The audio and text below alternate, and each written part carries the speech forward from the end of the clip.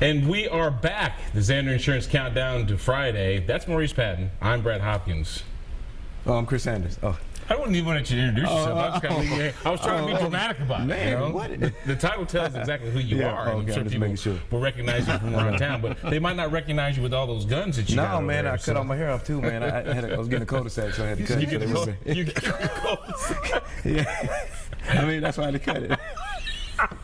At least you're honest, Yeah, I'm being man. honest, man. I love They're how like, you're "Who's that?" embracing it, you know? You gotta embrace the newness. So the cut is quick nowadays. Just an easy lineup. You know, usually my cut used to take like 45 minutes. Now it's like 5 minutes.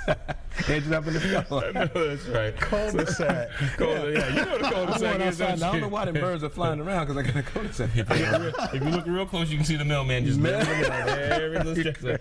Anyway, so we were talking about the great pass, the 57-yard pass. It was a great pass. pass. Don't be a hater. We're Listen. going to start off on a good note. Just say it was a good pass. 57-yard pass where a guy tips the ball into the end zone. What can you say about that, regardless if you won or not? Yeah, I mean, it was a momentum changer. I mean, because we had them on the ropes and we had a chance to really, kind of put them away. Then all of a sudden, the quarterback throws a bomb and he tips it to him. And I'm walking in the locker room. I'm like, man, they got the momentum. Especially you can't do that with a team like that because they're so potent of making plays. Yeah. So talk about this guy, the Ty Chandler, we've been talking about here on the show almost all season. He's a grown man. There's a difference between a guy being a difference maker and a playmaker. Right. He's both.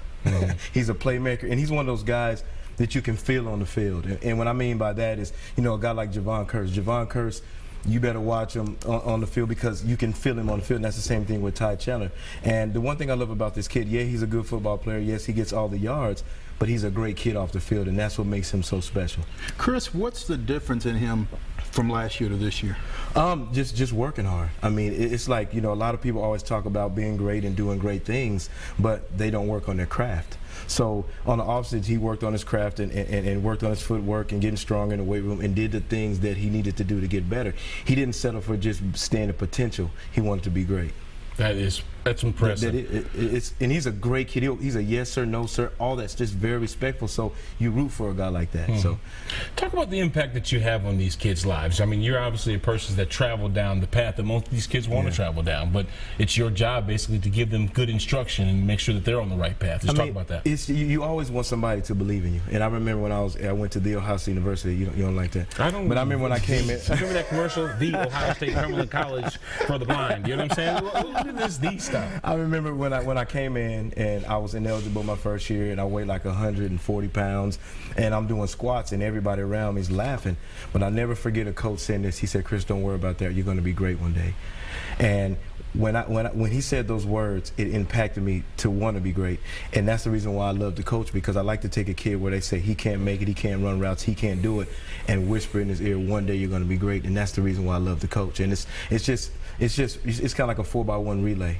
You're just passing the baton. You're passing the inspiration down, and that's what it's all about. I'm glad you said that because we were talking at the intro of the show about for what you've done collegiately in the league, that kind of thing. For you to come back and want to give that to the next guys is really kind of admirable, in my opinion. And what is it that drives you to do that when you could be doing so many other things? It's just that there were some coaches in my life that really inspired me and helped me be the man that I am today. And I think it's a responsibility. It's kind of like, you remember the Superman movie? Where his dad came up to him, he said with great power comes great responsibility. Yeah. So with great things that God has given me, it's a responsibility to go and reach the youth and really helping these guys not just become great football players but become great men. It's kind of like a saying that I say, it's easier to build up a boy than to repair a man.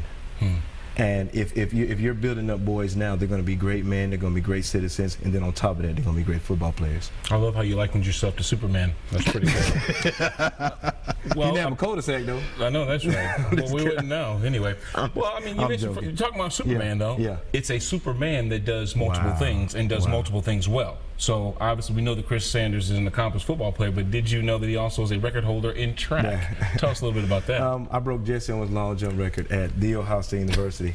You said that. Nah, but you know what's funny is the night before I broke his record, they were doing a story on him on ESPN. And when I broke the record, the coach ran up to me and said, "Do you know what you just did?" I'm like, "Man, what are you talking about?" He said, "You just broke the legendary Jesse Owens long jump record." And I hope that record is never broken, because I want my son and my daughter to go up there one day to actually see what I accomplished at The Ohio State University. You did. I can't hear it. Go ahead. It's up to you. You're the next question. I'm not listening to that. You know, you talk about your son, Yes. and most everybody around here knows your son is C.J. Sanders, who is putting on a show at Notre Dame these really days. is. Thank you so much. What is it like having done what you've done and now watching him do what he's doing? You know what's so funny is it's great to be a part of his dream. You know, I'm telling you, I'm trying not to get teary-eyed, but to be a part of and seeing your son accomplish something that he dreamt about all his life. I remember when he was 2 years old, he would always sleep with a football, and it's funny because his first present that he got for Christmas was a picture, and it was number 6. And when he played for Brentwood Academy, I'm just kidding.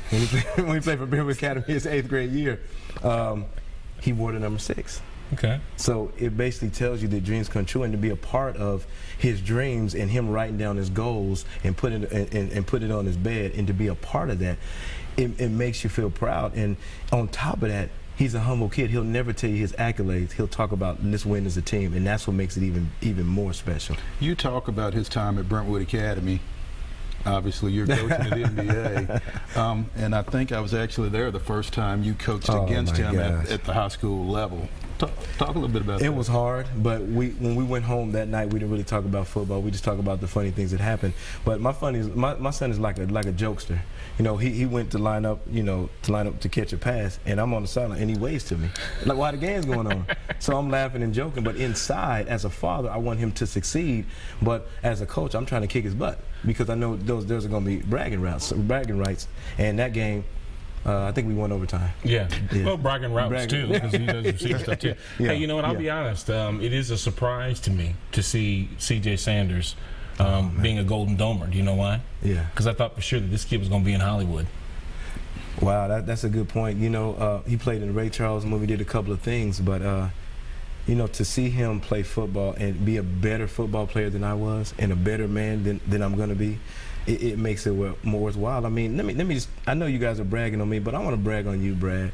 You know, just seeing how proud you are of your son going to Purdue, and the pictures that I see on Facebook, it warms my heart, because, man, when we see our sons doing that thing and we see it on Facebook, it just shows you, man, dreams come true. And I take my hat off to you, because you're a heck of a father. Well, I appreciate you saying that. I really and you do. too, man. I know your son wrestles. You was telling me about it. And I just commend you guys for being just great men. Well, I will say this. It was really quite impressive. I just going back to a scene in Ray. Do you remember when he was out in the field and he was realizing then that he was actually going blind? Wow.